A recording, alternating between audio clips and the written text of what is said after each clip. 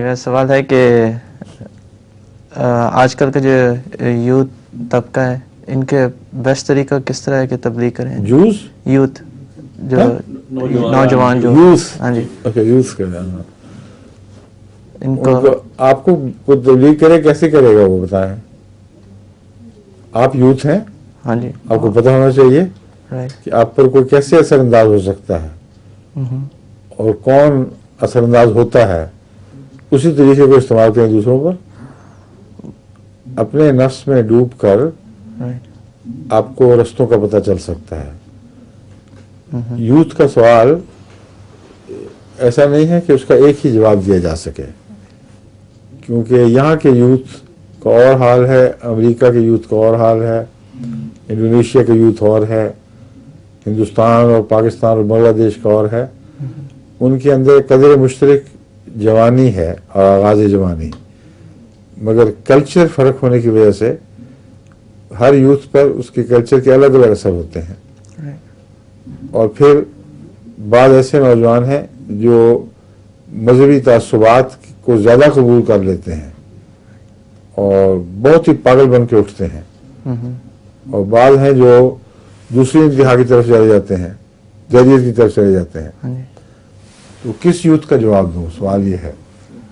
اس لیے میں نے کہا تھا کہ آپ اپنے حالات پر غور کر کے عقل استعمال کریں اور دیکھیں کہ آپ کو اگر کسی نے اپنی طرف کھینچنا ہو تو کیا طریقے اختیار کر سکتا ہے, کن چیزوں سے آپ متاثر ہوتے ہیں, کیا کیا آپ کے خیالات ہیں جن کے جوابات آپ کو ملیں تو آپ کا دل تسلی پائے گا.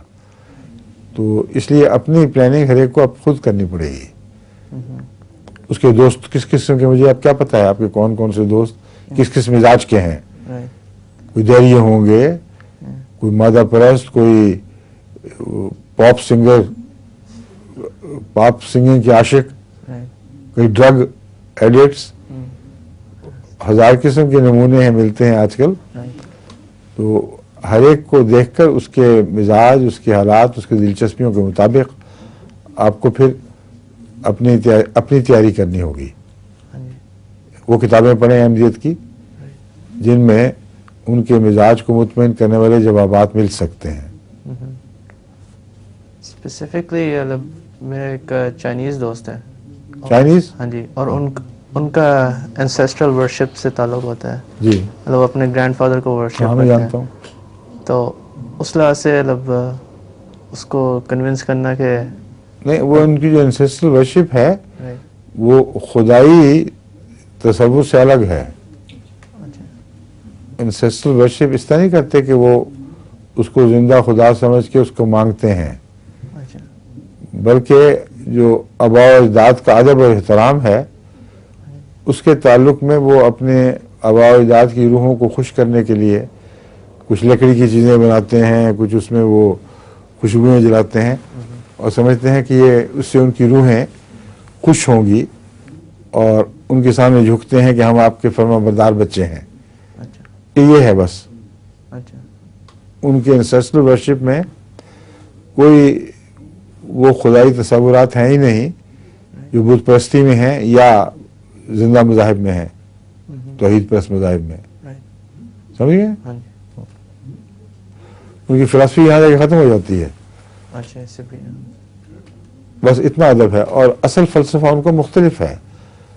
وہ ہے روح میں ڈوب کر سچائی کا حصول کی تلاش. وہ تاؤزم, کنفیوشنزم دونوں میں ملتا ہے, لیکن اس کے مزید پس منظر میں آپ جائیں تو پھر اللہ تعالیٰ کی طرف سے وحی کے ذریعے مذاہب کا آغاز صاف دکھائی دینے لگتا ہے. لیکن ہر مذہب نے جب وہ سورس سے یعنی اپنے منبع سے دوری کا سفر کیا ہے تو مختلف سمتوں میں چلا گیا. ضروری تو نہیں کہ ہر پانی ایک ہی سمت میں بہے. کچھ بت پرستی کی طرف چلے گئے, کچھ یہ آبا پرستی کی طرف چلے گئے, کچھ یہ یوگا فلسفے کی طرف نکل گئے. تو آغاز تو خدا ہی کی طرف سے ہوا تھا, مگر اب یہ ان کا جو دوری کا رستہ ہے وہ ایک خاص نشیب پر چل پڑا ہے. ٹھیک ہے, اس لیے ان کو خدا کی ہستی کا قائل کرنے کے لیے خدا کی ہستی کے نمونے پیش کرنے ہوں گے نا. ہاں ظہور مہدی آخر زمان